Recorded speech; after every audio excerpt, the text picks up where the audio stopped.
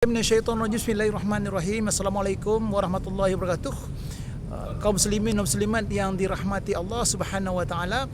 Alhamdulillah wa syukurillah, tabarakallah, kita masih diberi Allah kesempatan hidup, kesempatan sehat untuk dapat menjalankan ibadah puasa sampai ke hari 18, dan insyaallah kita malam ini masuk ke malam ke-19. Saudaraku yang dirahmati Allah, apapun pertemuan penyampaian informasi yang positif tanpa bersalawat kepada Rasulullah SAW, maka pertemuan dan penyampaian informasi walaupun positif itu ibarat bangkai. Maka mari kita bersalawat, Allahumma shalli Muhammad wa ala sayyidina Muhammad. Saudaraku kaum muslimin yang dirahmati Allah, mari kita memanfaatkan sisa 12 hari lebih kurang bulan suci Ramadan ini untuk melakukan hal yang sangat bermanfaat, yang sangat urgent, yang tidak ada di bulan-bulan lain, yaitu berdoa kepada Allah di setiap saat di bulan Ramadan. Dan khususnya ada 3 waktu yang mustajab kita berdoa di bulan Ramadan. Pertama adalah pada waktu sahur. Rasulullah sallallahu alaihi wasallam bersabda yang diriwayatkan oleh Jabir bin Abdullah, wa yastajibu lahu, pasti akan Allah kabulkan doa di 3 waktu. Pertama adalah di waktu sahur. Asyahuru fa inna sahuri barakah. Makan sahurlah kalian, karena dalam makan sahur itu terdapat keberkahan.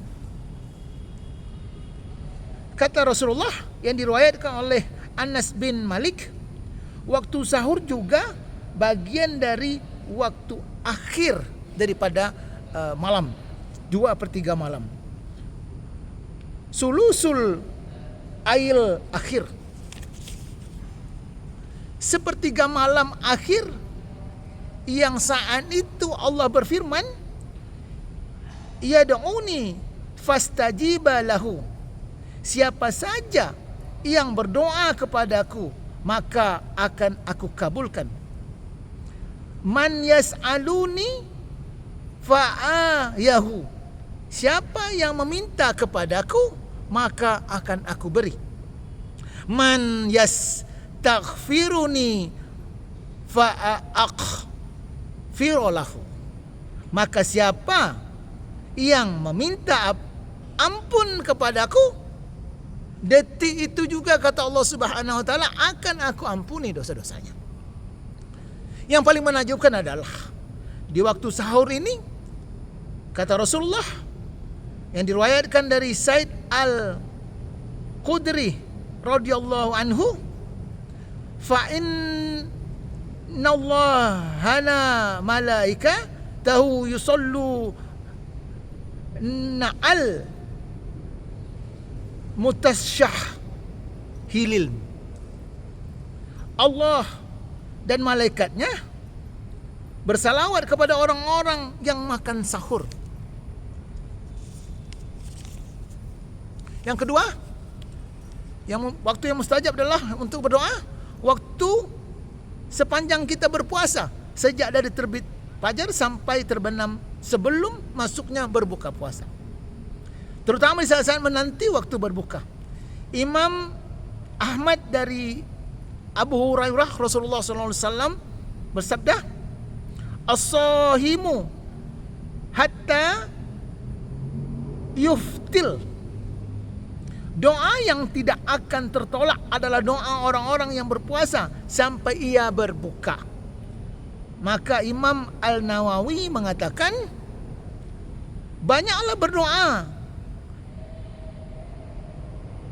saat berpuasa, baik doa untuk urusan akhiratmu maupun untuk urusan duniamu.